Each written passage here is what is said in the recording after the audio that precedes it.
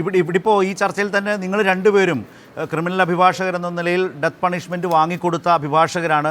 പക്ഷേ നിങ്ങൾ രണ്ടുപേരും വ്യക്തിപരമായി അതിനോട് യോജിക്കുന്നില്ല എന്ന് പറയുന്ന ഒരു വ്യക്തിപരമായ അഭിപ്രായവും പ്രൊഫഷണലായി എടുക്കേണ്ടി വരുന്ന സമീപനവും തമ്മിലൊരു ഒരു ഒരു ഭിന്ന നിലപാടിൻ്റെ പ്രശ്നം ഇക്കാര്യത്തിലുണ്ട്. അതൊരു വിരോധാഭാസം തന്നെയാണ്. പക്ഷേ പറഞ്ഞിട്ട് കാര്യമില്ല. അത് ഒന്ന് പ്രൊഫഷനിലൂടെ കക്ഷിക്ക് വേണ്ടി ഒരു കേസ് നടത്തുമ്പോൾ എടുക്കേണ്ടി വരുന്നൊരു പരമാവധി നിലപാട് എന്നുള്ള കാര്യമുണ്ട് ഇക്കാര്യത്തിൽ. പക്ഷേ അപ്പോഴും ഡോക്ടർ അനീഷി പറഞ്ഞ ആ പോയിൻ്റ് ഈ കേസിലേക്ക് താങ്കൾ സപ്ലിമെൻറ്റ് ചെയ്തോ എന്നാണ് ഞാൻ അതിൽ നിന്ന് എൻ്റെതായ ചോദ്യം. അതായത് പ്രതി ഒരു സ്ത്രീയാണ്, ഒരു സ്ത്രീ ഇങ്ങനെ ചെയ്യാമോ എന്ന് പറയുന്ന ഒരു പൊതുബോധത്തെ വളരെ സമർത്ഥമായി തന്നെയും ഒരു പ്രോസിക്യൂഷനോ കോടതിയിൽ അവതരിപ്പിക്കപ്പെട്ടിട്ടുണ്ടോ?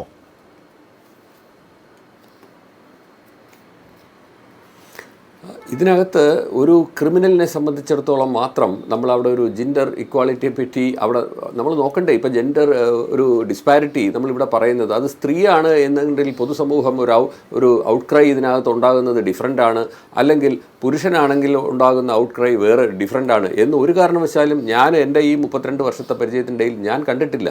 സ്ത്രീയാണ് എങ്കിൽ അതിന് നമ്മൾ മറ്റൊരു രീതിയിൽ കാണണം, അല്ലെങ്കിൽ പുരുഷനാണ് എങ്കിൽ മറ്റൊരു രീതിയിൽ കാണണം. Crime is crime is against the state.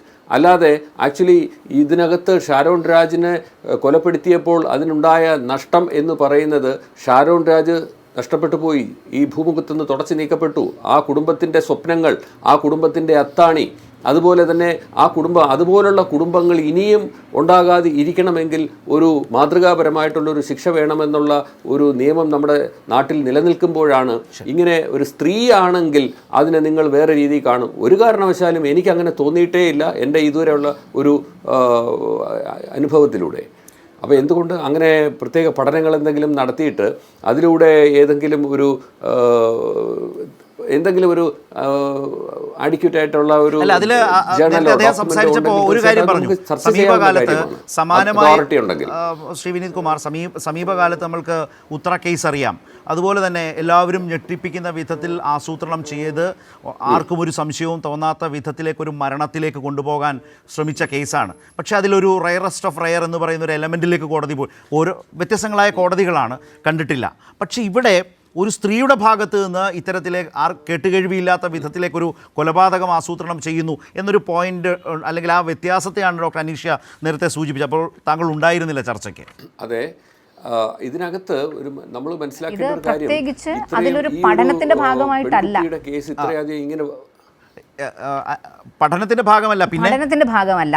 പക്ഷെ നമ്മളിപ്പോൾ ഇവോൾവ് ചെയ്ത് വരുന്ന ഒരു പൊതുബോധത്തിനകത്ത് നിന്ന് ഇപ്പോൾ ഈ വളരെ ചുരുക്കി ഇപ്പോൾ നമ്മൾ ഒരിക്കലും ഒരു സ്ത്രീ ഇത്തരത്തിൽ ഹീനമായ ഒരു ക്രൈം ചെയ്യില്ല എന്ന് ഉറച്ചു വിശ്വസിക്കുന്ന വളരെ പഴയ തരത്തിൽ ചിന്തിക്കുന്ന ഒരു സമൂഹമാണ് ഇപ്പോൾ. ശരിക്കും എല്ലാവരും വളരെ സാറ്റിസ്ഫൈഡ് ആണ്. പക്ഷേ ഡോക്ടർ അനീഷ, പോലീസ് അന്വേഷണ സംഘത്തിന്റെ മുമ്പിലാകട്ടെ പ്രോസിക്യൂട്ടറുടെ മുമ്പിലാകട്ടെ ക്രൈം ഈസ് ക്രൈം, അതിലൊരു ജെൻഡർ ഇക്വാലിറ്റിയുടെയോ ജെൻഡർ ഇഷ്യൂ ജെൻഡർ ബേസ്ഡ് ആയിട്ടോ നോക്കുന്ന ഒരു സാഹചര്യം അവരുടെ മുമ്പിൽ അത് ശ്രീ വിനീത് കുമാർ അത് പറഞ്ഞു കഴിഞ്ഞു. ഇത് അദ്ദേഹത്തിന്റെ ഭാഗം അത് വളരെ കൺവിൻസിംഗ് ആണ്.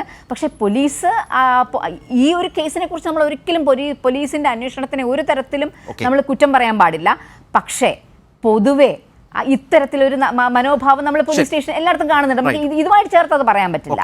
തീർച്ചയായും അങ്ങനെ ഒരു ആംഗിൾ കൂടി ഉണ്ട് എന്നാണ് പറഞ്ഞു വെക്കുന്നത്. യെസ്, ശ്രീ വിനീത് കുമാർ ഡോക്ടർ വിനീത് കുമാർ ഒന്ന് ക്വിക്കായിട്ട് അതേക്കുറിച്ച് കൂടി റിപ്ലൈ ചെയ്യാനുണ്ടെങ്കിൽ ഞാൻ ശ്രീ അശോകനിലേക്ക് കൂടി ഒന്ന് പോകണം.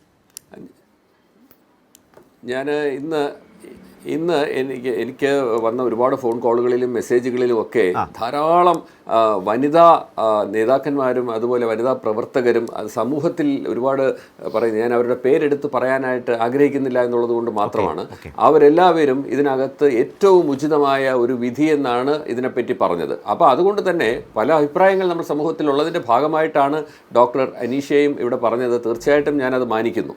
തീർച്ചയായും അത് ഈ വിധിയിലേക്ക് നയിച്ച അന്വേഷണം, അതിൻ്റെ പ്രോസിക്യൂഷൻ സ്റ്റെപ്പ് എല്ലാം അപ്രീഷിയേറ്റ് ചെയ്ത് തന്നെയാണ് ഡോക്ടർ അനീഷയും സംസാരിച്ചത്. പക്ഷേ ഇങ്ങനൊരു ആംഗിൾ, ഇങ്ങനൊരു നിരീക്ഷണം അവതരിപ്പിച്ചു. അത് ചർച്ചയുടെ ഭാഗമായി പരസ്പരം എല്ലാവരുമായി ഷെയർ ചെയ്തു എന്ന് മാത്രം.